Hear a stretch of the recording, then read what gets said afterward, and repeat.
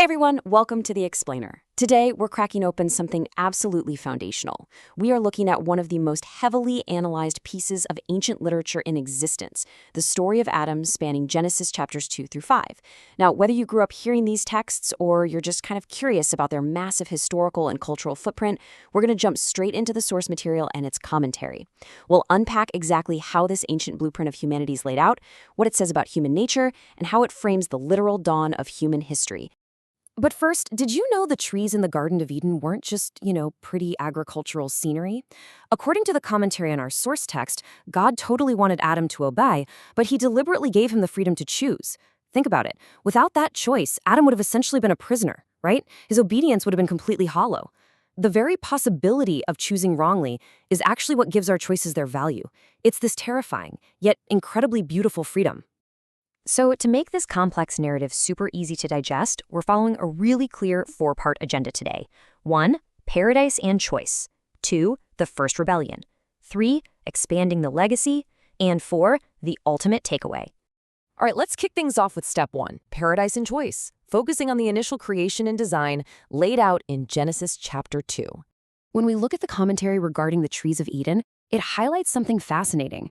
Placing the tree of the knowledge of good and evil right there in the garden was a highly deliberate design choice. It elevated Adam from a mere automaton, like a robot just following its programming, to a being with genuine, actual agency. The source emphasizes that, while wrong choices absolutely cause pain, they're the exact mechanism through which humanity learns, grows, and hopefully makes better choices down the line. And this brilliantly illustrates the dual layers of the text. On one hand, you have the literal plot events, right? God creates Adam from the dust, sets up Eden, brings the animals to be named, and creates Eve. But on the other hand, the deeper theological meaning is why this all really matters. The source points out that these actions establish the ideal relationships. Adam is given a job as a caretaker, which establishes human responsibility. The creation of Eve establishes companionship and equality. So it's not just a random sequence of events, it's the foundational setup of human free will and societal structure. Speaking of Eve, the study notes provide this really fantastic character profile of her. The text explicitly states she was created as an equal, with an equal share in God's image. She definitely wasn't an afterthought. Actually, she was the final piece in this intricate puzzle of creation. But as the source also notes, she exhibits the basic human tendency to sin. She shows a vulnerability to manipulation, and that traces back to the very beginning of the human race. And that perfectly sets up our transition into step 2, the first rebellion. This is where that established paradise encounters its very first major fracture, in Genesis chapter 3. Looking directly at the text of Genesis 3, we run into the infamous interaction between the serpent and Eve. And the commentary makes a really profound observation here. Temptation is often lost at the first look. The source notes that Eve's downfall began simply by looking at something appealing, dwelling on the one single thing she couldn't have, rather than the countless amazing things she did have. Honestly, it's a total masterclass in the psychology of temptation. The crucial thing to notice here is how insanely fast the narrative shifts. First, we get the plot. Eating the forbidden fruit, immediately realizing they're naked, sewing fig leaves together, and then hiding when they hear God. But then the theological weight drops. The source explains that the resulting guilt and embarrassment were warning signals. Instead of just confessing, they tried to hide from an all-knowing God, which the commentary rightly calls a fairly foolish attempt. This exact moment marks the origin of sin, the introduction of blame-shifting, and the tragic separation of humanity from its creator. Our source text actually includes a fascinating breakout box detailing the exact psychological tactics the serpent used in this rebellion.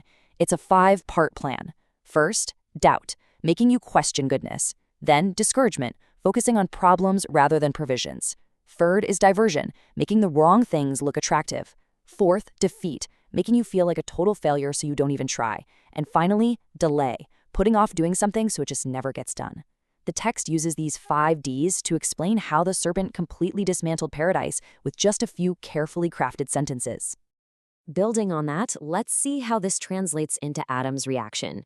When he's finally confronted, Adam's profile in the text notes his greatest weaknesses. He completely avoided responsibility and immediately blamed others. He essentially tells God, hey, it was the woman you put here with me. I mean, wow. He blames both his partner and his creator in one single breath. The source highlights this as a classic human defense mechanism, choosing to hide and make excuses rather than just confronting the truth. To really drive this home, The commentary provides an incredibly striking analogy. It says, the effect on a plate glass window is the same whether a pebble or a boulder is hurled at it.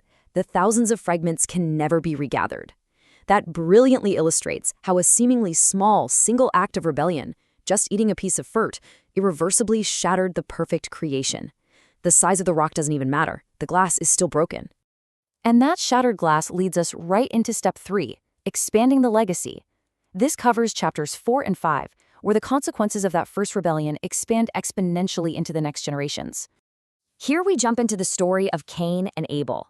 If you look closely at the text, God actually warns Cain. He says, "Sin is crouching at your door. It desires to have you, but you must rule over it." The commentary points out how rapidly this sinful nature developed. Think about it. What started as simple disobedience in the parents quickly degenerated into outright premeditated murder in the child. It shows how sin, when left unchecked, just grows wildly out of control. Once again, if we compare the plot to the deeper purpose, Cain murders Abel, he's exiled, and humanity begins to multiply rapidly down the family tree toward Noah.